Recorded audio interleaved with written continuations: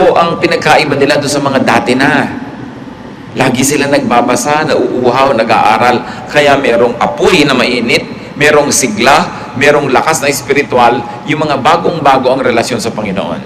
Sadly, many people who are already in the Lord for many, many years begin to lose the habit of reading God's Word.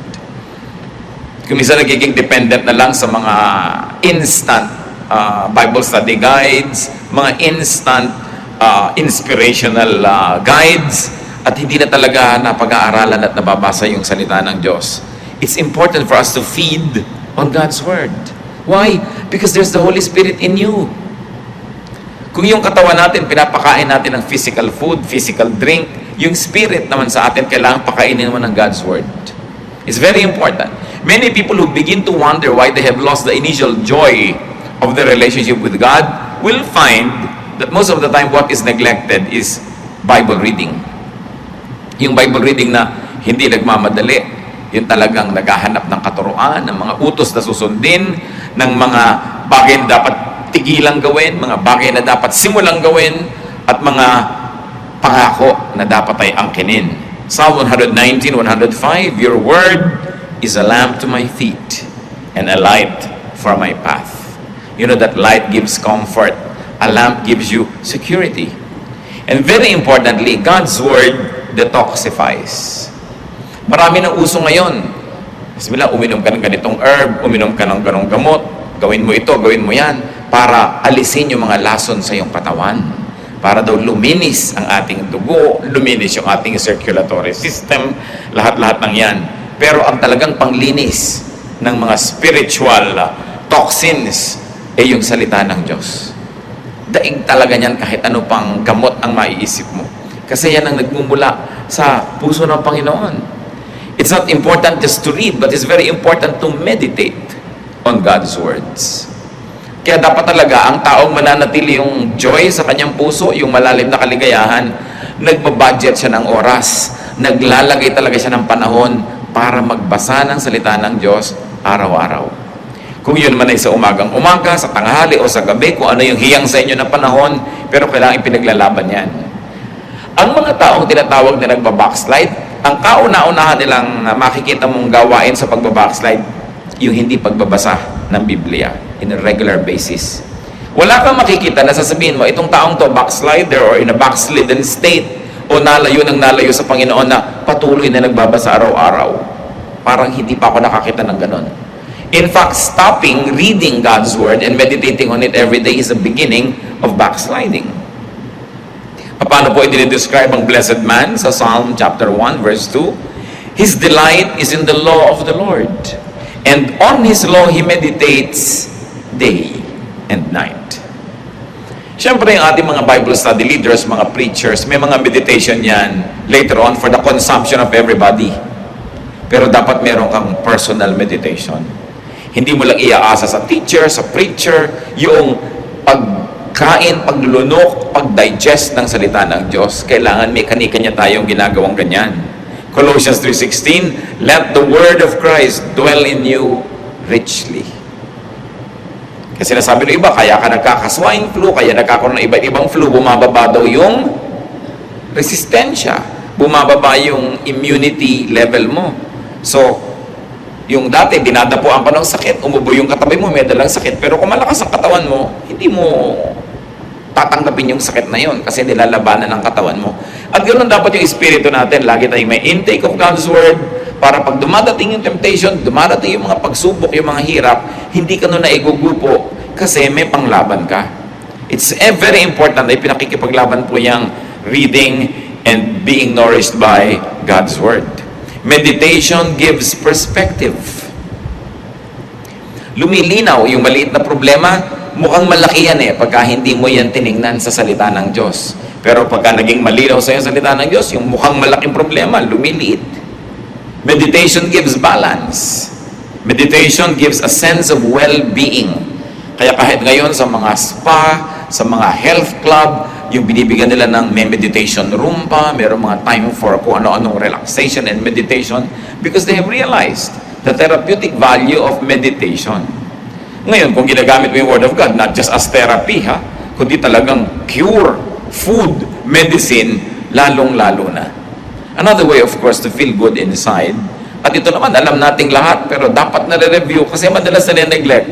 Pray. Be prayerful. Ephesians 6:18, pray in the Spirit on all occasions with all kinds of prayers and requests. At sabi sa 1 Thessalonians 5:17, pray continually. Kailangan tuloy-tuloy ang prayer. Why prayer soothes? Nakakapagpaluwag ng dibdib. Prayer empowers.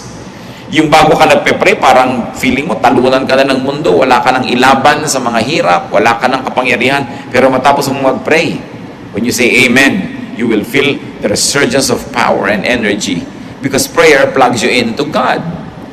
Kung yung ating mga instrumento, mga gamit na di kuryente, pag isinaksak mo sa plug, pumapasok yung kuryente, umaandar yung electric fan, umiinit yung plancha, tayo sa prayer, doon tayo napaplug in sa power ng Diyos. At yung kanyang kapangyarihan mula sa langit, pumapasok sa ating espiritu, nakikiisa sa atin. Prayer transports. Kahit ikaw ay nasa isang place of misery, when you close your eyes and pray and your spirit is with God, you suddenly find yourself to be in a garden that's quiet, or by a poolside, or in a refreshing greenery, because prayer transports.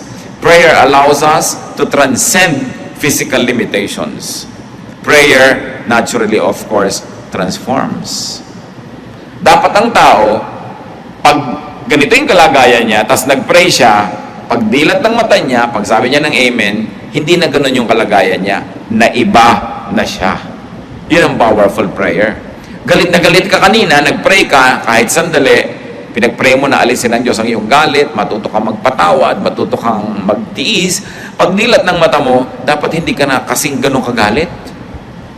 Kasi talagang ang tunay na panalangin nagpapabago.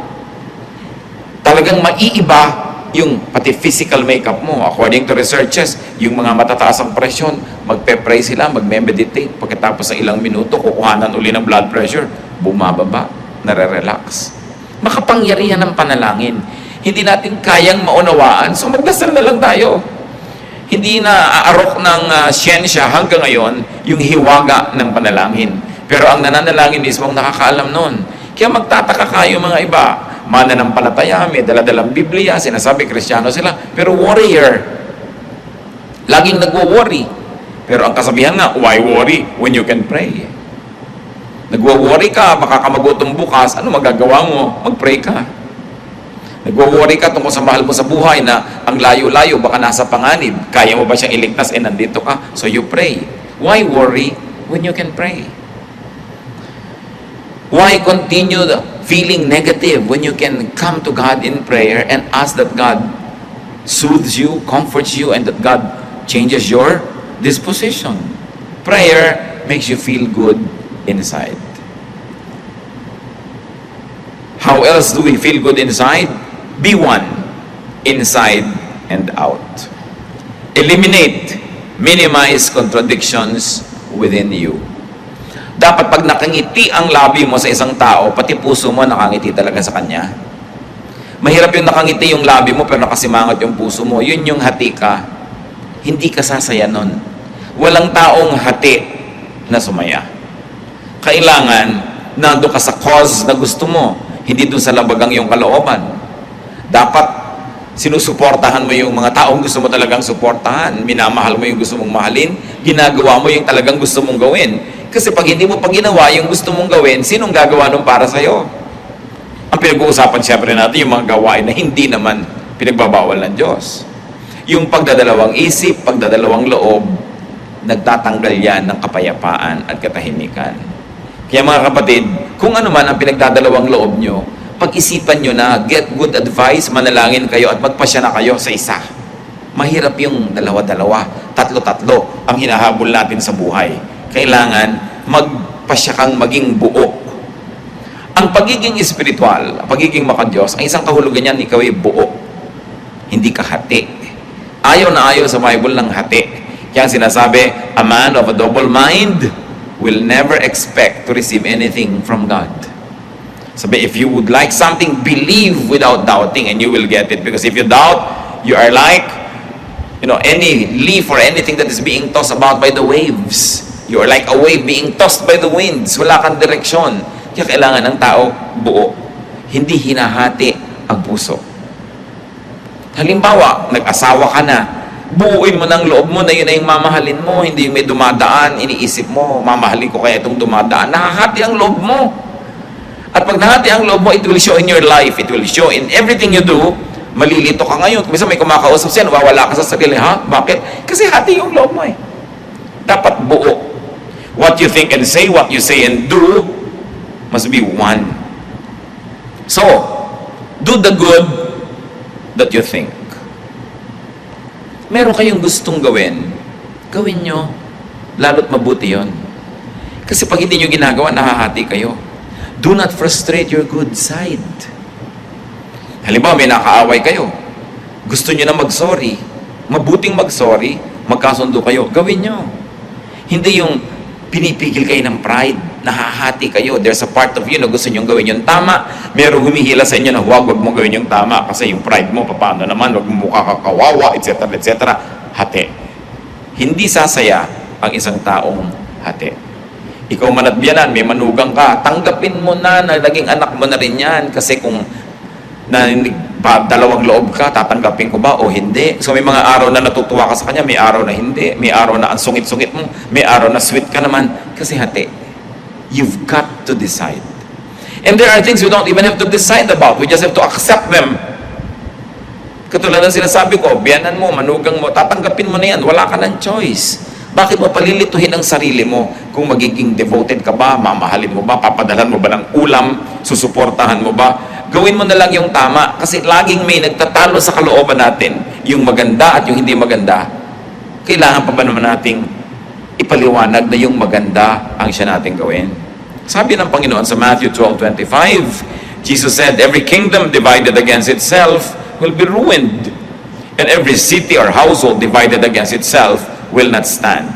Kung ang isang kaharian na hati ay matutumba, kung ang isang bahay na hati ay guguho, ano ang mangyayari sa isang puso na hati? Kaya dapat hindi hinahati ang puso. Huwag na nating lilituhin ang ating mga sarili. At kabaligtaran ng do the good that you want to do, bakit natin pinag-uusapan to? Marami pong tao, alam nila yung magandang gawin, gusto nilang gawin, pero may pumipigil sa kanila.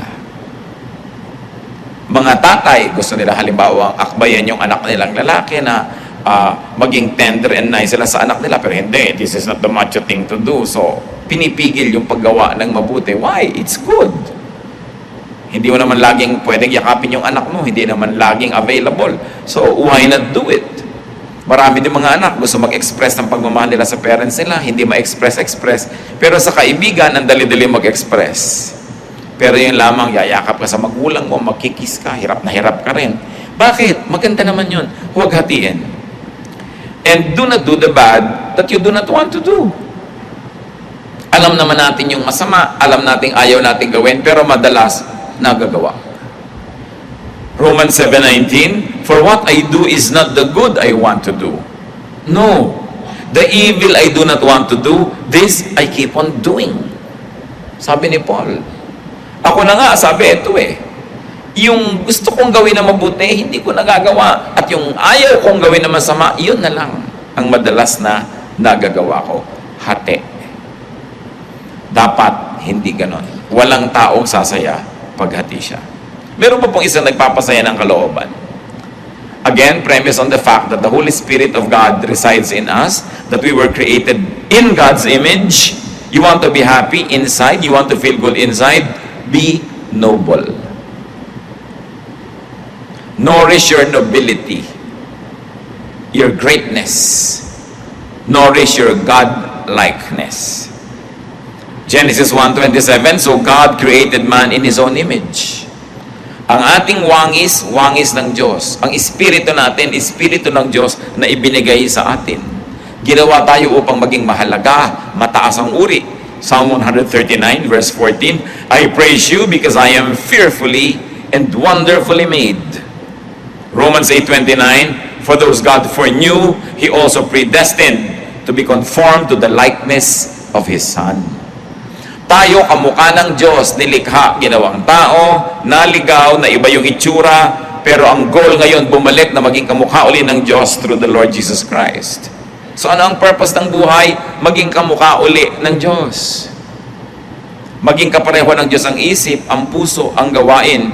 At ang tao, pinakamasaya, pagka yung kanyang wangis, yung gawa niya, yung sitwasyon niya sa buhay, malapit sa wangis ng Diyos. Kasi yun ang likas, yun ang totoo, yun ang natural sa atin. Parang mga baboy, ano yung kinakatuwa niyan? Maglublob sa putik. Kalabaw, ano yung kinakatuwa? Maglublob sa tubig at sa putik. Kasi yun ang nature nila eh. Baboy sila, kalabaw sila. Diba? Ano ang ikinaliligaya ng ibon? Lumipad. Kaya ibon man may layang lumipad. Kulungin mo at umiiyak. Kasi nature niya yun na lumipad. Anong nature ng tao? Maging kamukha ng Diyos. Kasi nilikha tayo na kamukha ng Diyos. At nung tayo'y nadapa at naligaw, kaya si Jesus ay namatay para sa atin tayo tubusin, para makabalik tayo dun sa daan, pagbalik dun sa magiging kamukha muli ng Diyos. So what is the goal of life? Christ-likeness. At kung gusto mo to feel good inside, be Christ-like, be God-like, be noble. Maging kagalang-galang. Kaya di ba pagka ikaw ay dumarating at binibati ka ng maganda, you feel good, ginagalang ka?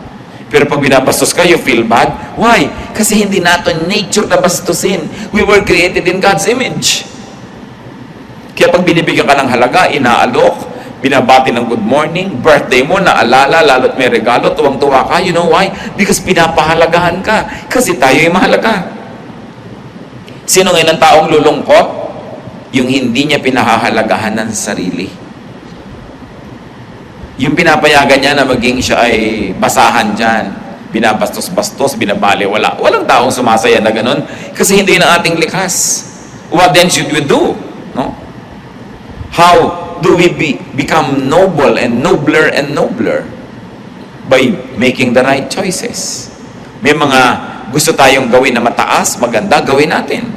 Meron tayong gustong sabihin na noble, gusto mong pumuri sa tao, gawin mo. Because it's the noble thing to do.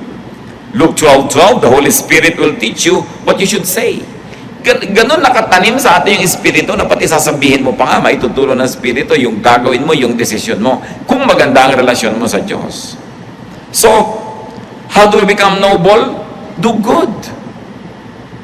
We are most noble when we do good.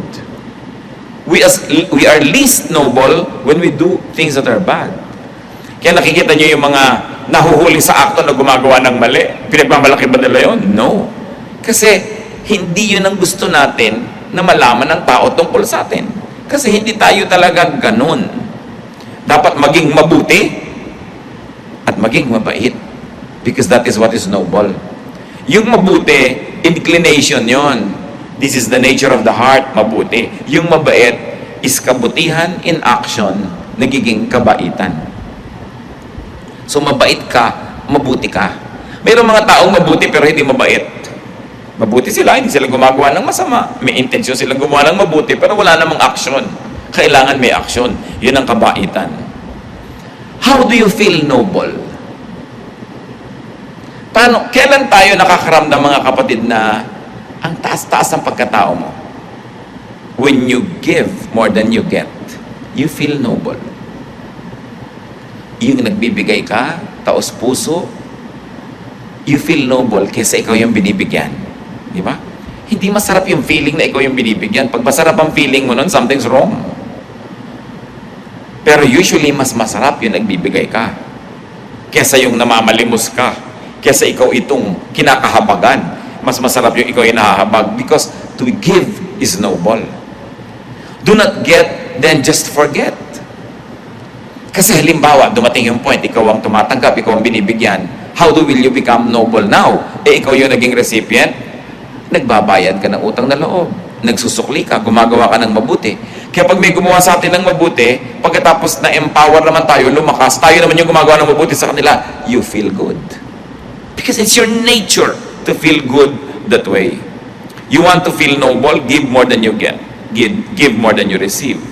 Do not just get and forget. Pagka kayo hingi lang ng hingi, kuha ng kuha, tapos hindi tayo marunong magsukli, gumawa ng mabuti, yung konsyensya nyo, binabagabag din kayo. You will not feel good. Hanggang hindi kayo nagsusukli ng kabutihan. Do not receive what you cannot reciprocate. Mga babae, nililigawan kayo, o ngayon kahit lalaki, naliligawan na rin. No? So, ang nangyayari, huwag kayong tanggap ng binibigay sa inyo kung wala naman pala kayong pagtingin. Hindi nyo naman pala susuklian ng isang kindat o isang holding hand o isang yakap. Wala pala kayong balak isukli o ipalit. Huwag yung tanggapin. Because that is not the noble thing to do. It's important to be noble, and nobility has nothing to do with wealth. May mga taong yayaman pero hindi noble ang mga pamamaraan nila, hindi noble yung kanilang karakter. May mga taong hihirap pero ang taas ng pagkatao. Alam mong taong-tao ito kahit walang pera. Walang kinalaman ng pera dyan. And when we are noble in our ways, we feel good. Another way to feel good inside, be classy. Dapat class act. Hindi ko sinabing maging mahal ang damit mo, maging expensive yung taste mo, pero may class ka. What do you mean? Do not do not say, do not think what makes you appear or feel cheap. Meron na ba kayong nagawa na sabi na pagkatapos na nagsisisi kayo dahil nagmukha kayong mumurahin? Huwag niyong gagawin yun. No?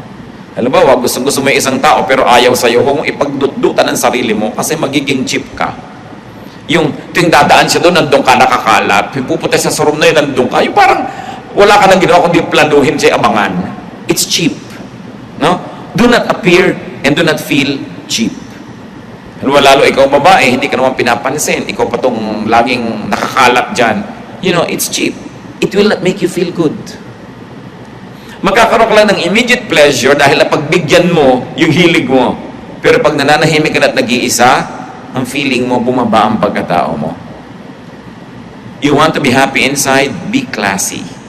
Beware of addictive things and addictive habits. Lahat ng bagay na nakaka-addict, nakakapagpa-cheap.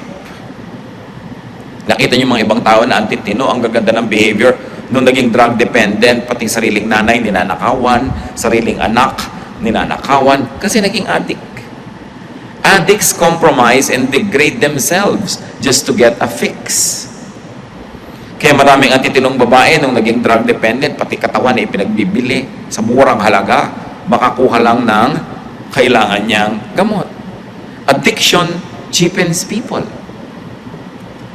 Kahit anong addiction yon. Addict ka halimbawa sa sugal. Addict ka halimbawa sa isang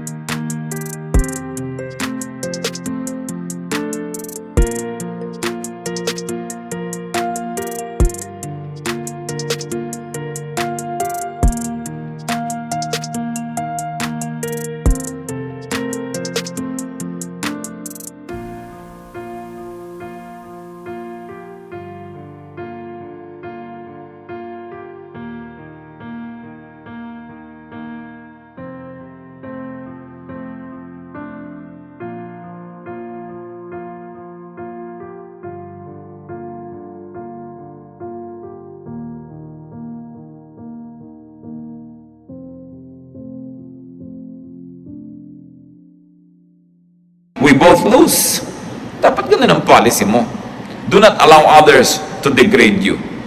Save yourself from degrading situations.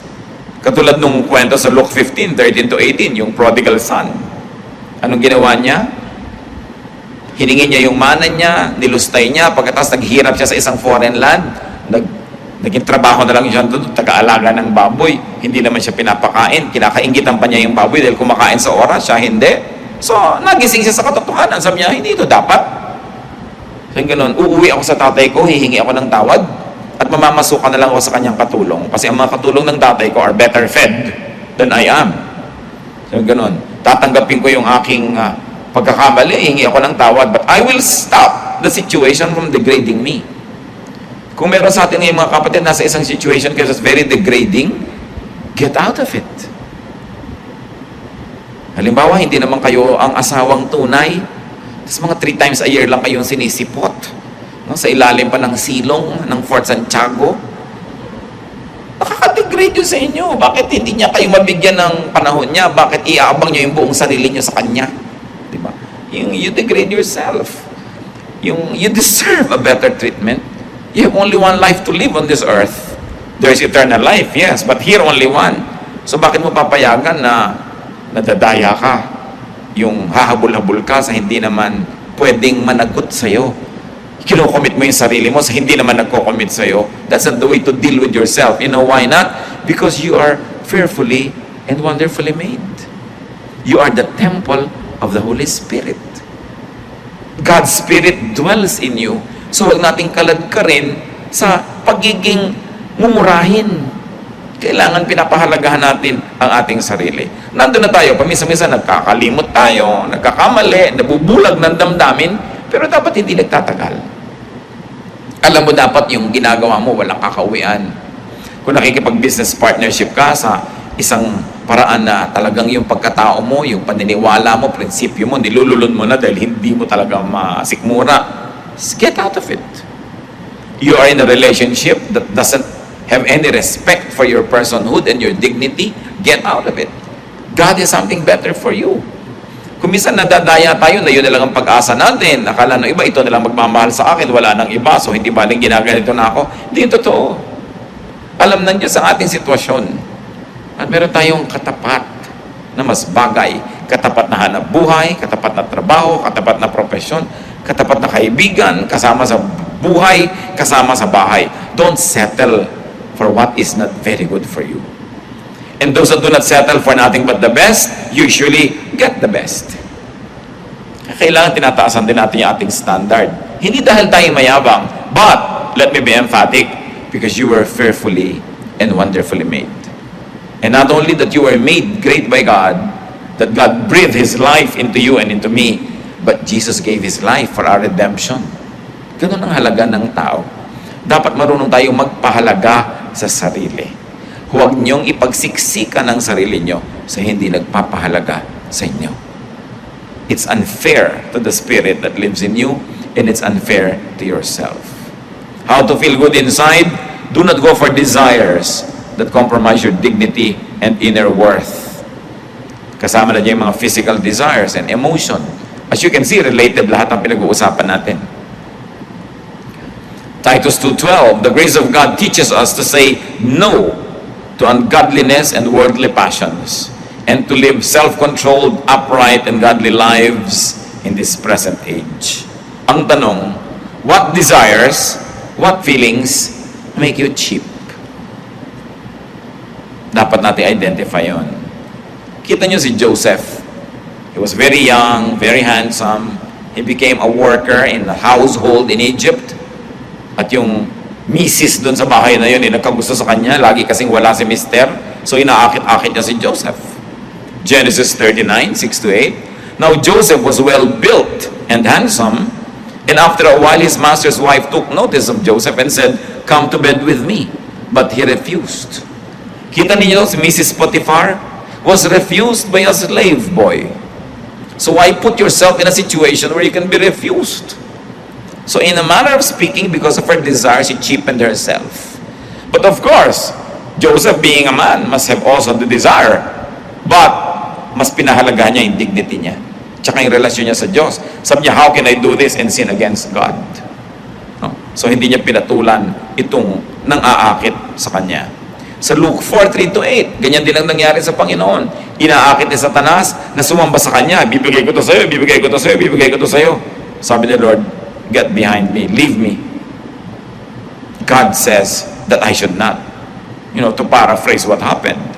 So, kung ikaw naalok ng isang bagay na gusto mo, at hindi mo na isip-isip na sa paghahangad mo sa bagay na yon, bababa ang kalagayan mo, madadaya ka nga. Kaya nagsisimula tayo mga kapatid sa mataas na pagtingin sa sarili. Hindi pagyayabang, hindi pride, but to remember who you are, that you are God's child, that you were created in God's image, And Jesus died so that you could be like Him again. Pag naaalala natin yun, na may mataas tayong kalagayan, mataas na calling, then hindi ka papayag na ginaganong-ganong ka lang. Pag tayo inaapi-api, kinakawa-kawawa, binabaliwala, ang dapat mong gawin, remember who you are. That you are fearfully and wonderfully made. At sabi nga ng Ephesians 4:30, which we have already read, do not grieve.